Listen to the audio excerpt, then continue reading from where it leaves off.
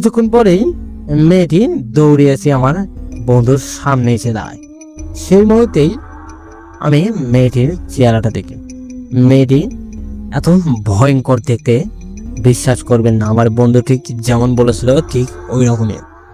মেয়েটির সারা শরীরে যেন মাংসগুলো ফুটতে লাগেছে, যেমন পানি গরম হলে যেরকম পানি ফুটে ঠিক ওই রকম মাংসগুলো ফুটতেছে।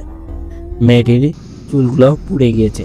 মেয়েটির একটি চোখ নেই, অন্য একটি চোখ যেন গলে গলে পড়তেছে। মেয়েটির কি বিভৎসক চেহারা!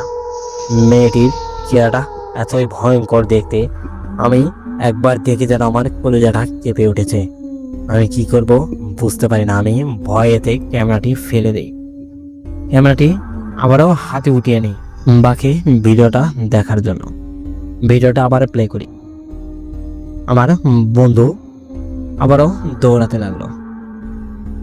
মেয়েটি আমার বন্ধুর পিছন থেকে ডাকতেছে, তুই বাঁচবি না, তোকে মরতেই হবে, তোকে কেউ বাঁচাতে পারবে না।